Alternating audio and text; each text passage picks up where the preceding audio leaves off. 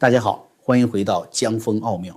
我先问你一个问题，如果有一个人他的预言能力已经被历史反复证明是真实的，你亲眼看着他说的话一句一句都应验了，这个时候他对你说你身边最亲近的那个人将来会死得很惨，你会怎么做？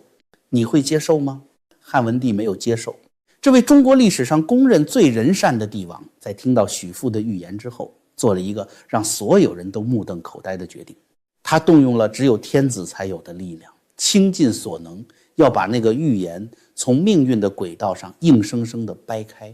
他不是不信许父，他太信了。正是因为太信，他才决定跟他的预言正面硬刚。这场对决整整持续了20多年。20多年里，许父的预言看起来确实是错的，汉文帝似乎真的赢了。但朋友们，这个故事最让人说不出话来的地方，不是最后谁输谁赢，而是当我们把整件事情摊开来，你会发现汉文帝为了对抗那个预言所做的那个最关键的动作，恰恰是让预言得以实现的。最后那块拼图，他以为他在救那个人，但他亲手把那个人送上了死路。今天我们就来讲这个故事。上集我们讲到，刘邦建立汉朝，封19岁的许父为明慈亭侯。那之后，许父在大汉朝廷里一直是个特殊的存在，地位不算很高，但几乎人人都知道他的名字，也几乎没有人真的敢轻视他。时间往前走，吕后死了，诸臣迎立，刘恒登基，也就是汉文帝。汉文帝做的第一批事情里有一件很特别，他找到了许父，叫他一声义母。这不是客套话，这是真心话。你还记得上集我们说过的吗？当年许父预言伯姬当生天子，后来他还悄悄提醒过，让伯姬母子提前离开宫廷的是非之地，去封地生活。就是这个决定，让他们母子在吕后那段最血腥的岁月里，躲在漩涡之外活了下来。所以在汉文帝的心里，许父这个人是和他的命绑在一起的，他不只是一个算命的，他是救过他命的人。从这一刻开始，许父正式进入了帝国最核心的圈子。那是汉文帝在位的某一年，他请许父进宫，说想让他给一个人看相。这个人叫周亚夫，是开国名将周勃的次子，当时担任河内郡守，算是一个有点前途但还没什么特别出色的地方中层官员。许父走进来，看了周亚夫一阵，开口说了一段话。这段话后来被司马迁一字不漏地记进了《史记》。他说：君后3岁而侯，侯8岁为将相，持国柄，贵重矣，于人臣无两。其后9岁而君饿死。翻成白话就是3年后你会封侯，封侯再过8年你会做丞相，位极人臣，天下无双。但再过9年你会饿死。房间里一时沉默，然后周亚夫笑了，笑得很大声，笑得很不客气。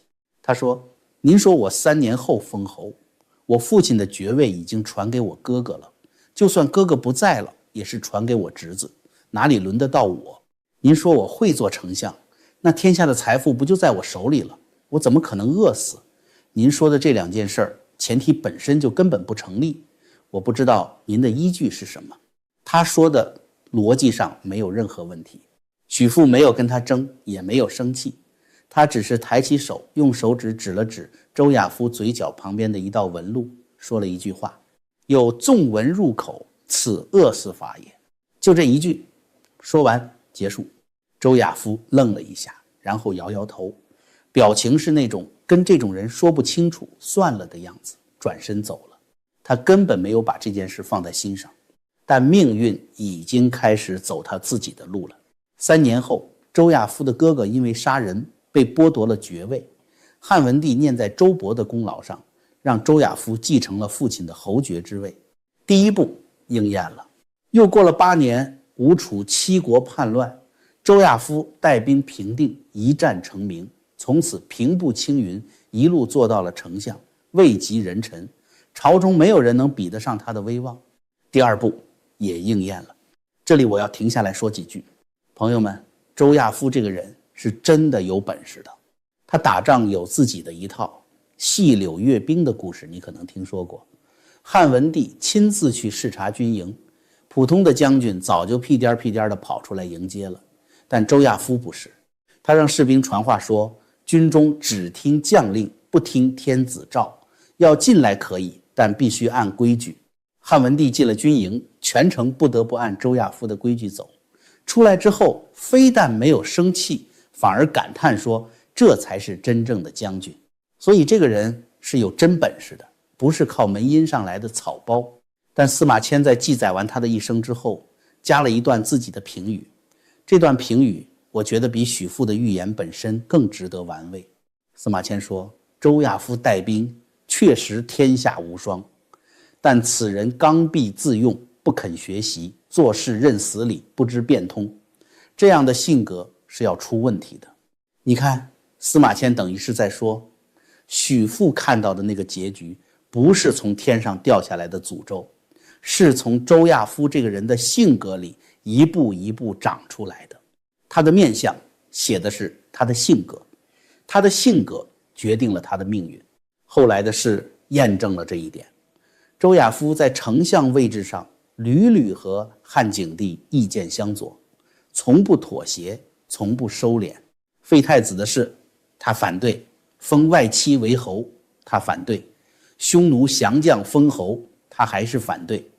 景帝问他为什么，他说不妥，就这两个字，不妥。景帝对他越来越不满，最后周亚夫的儿子私下购买了500件陪葬用的甲盾，准备在父亲去世后作为陪葬品，这件事被人告发。按照当时的律法，私自购买天子才能用的器物等同于谋反。周亚夫被下狱，廷尉审他，问你为什么谋反？周亚夫说，那是葬品，哪里是谋反？廷尉说，你不在地上谋反，也要到地下谋反。周亚夫在狱中不堪受辱，绝食，5天之后吐血而死。从许父当年说出那句话到周亚夫在狱中咽气，整整20年，一步不差。说到这儿啊，朋友们，许父看透了名将周亚夫的命运，而他自己呢，在那个动荡的年代竟然活到了84岁高龄，这在古代简直是长寿的奇迹。除了豁达的心境，这身体的底气也是关键。在这里，我想向大家推荐普瑞堂黑参，养生贵在坚持，黑参能帮您补气培元，是送给自己和家人最好的健康投资。同时，这也是支持江峰继续创作的一种方式。现在普瑞堂特别为我们频道的观众提供了专属福利，请点击影片下方描述栏的连结，进入官网，下单时输入我的专属优惠码 JF， 即可享受全球免邮费。更有诚意的是，只要购买满$500，厂家就会额外赠送您1根精选黑参，多买多送，上不封顶。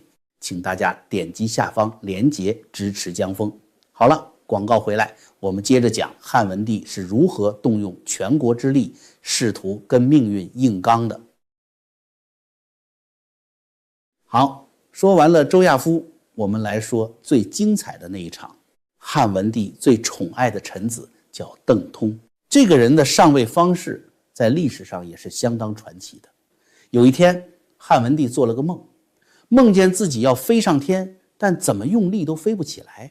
就在快要放弃的时候，有个人从后面轻轻推了他一把，他就飞起来了。梦醒之后，汉文帝觉得这个梦有点意思，就去宫里找那个黄色头巾、腰带反系的侍者。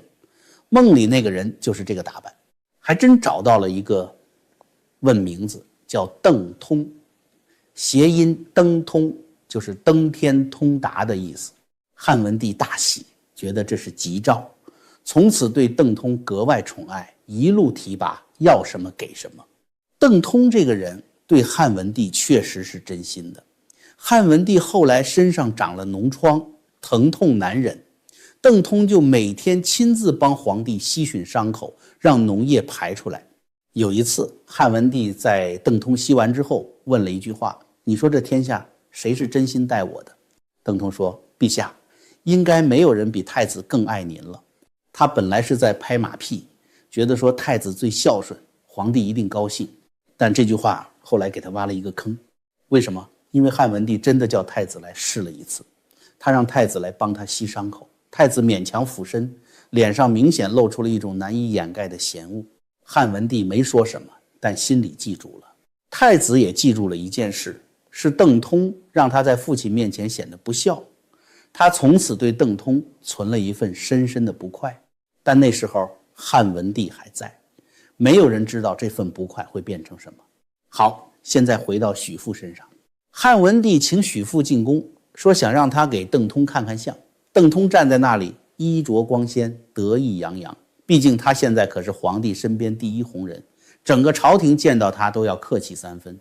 许父看了他一阵，说了4个字：当贫饿死。邓通的脸当场就变了，汉文帝的脸也变了，但他变的方向不是害怕，是被激怒了。他说：能使其富者，在我也，何谓贫乎？翻成白话就是能让他富的人是我，你说他穷，凭什么？朋友们，这里有一个非常重要的细节，我要停下来说清楚。汉文帝对许父的这个反应，不是因为他不信他，恰恰相反，他是所有人里面最信他的那一个。他亲眼见过他的预言一次次应验，他预言了他母亲的命运，预言了他自己的登基。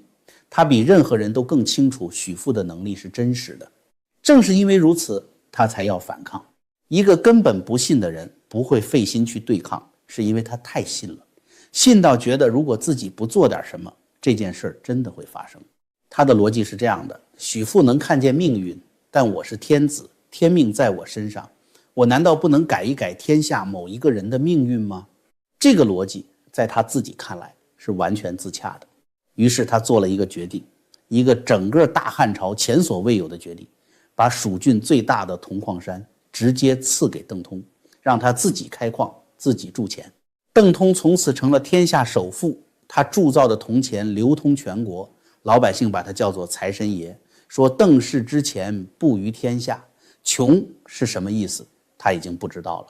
汉文帝觉得他赢了，但有一个事情他没有想到，邓通的一切只建立在一个人的意志上面，而那个人是会死的。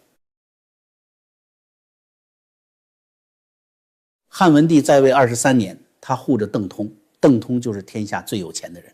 这23年里，许父的预言看起来确实是错的。邓通好好的，不止没有饿死，还过得比任何人都滋润。有人开始私下议论，也许这次许父说错了，也许皇帝真的可以改命。但就在这个时候，一件任何人都没办法阻止的事情发生了。汉文帝死了，太子刘启继位，是为汉景帝。景帝登基之后做的第一批事情里就有一件事，收拾邓通。理由很简单，很官方，很难反驳。邓通私自开矿，铸造货币，扰乱了国家的金融秩序，依法治罪，没收全部财产，家产清空，铜山没收，什么都没有了。你说景帝是不是真的在意什么金融秩序？不一定。但你还记得吗？那件吸伤口的事，那件让太子在父亲面前显得不孝的事，景帝记着呢。只不过他在等到自己有了足够的名义。铜山就是那个名义，曾经的天下首富，一夜之间身无分文。长公主可怜他，偶尔偷偷接济他一口吃的，但也只是偶尔，而且谁都不敢公开做这件事，因为邓通得罪过皇帝，没有人敢为他出头。最后邓通死在了长安街头，饿死的。许父说的当贫饿死一个字都没有说错。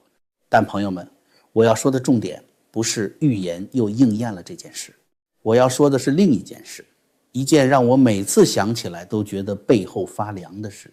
汉文帝赐给邓通那座铜山，本来的目的是让他有花不完的钱，这样即使有一天皇帝死了，邓通也能靠着这笔财富安安稳稳地活下去。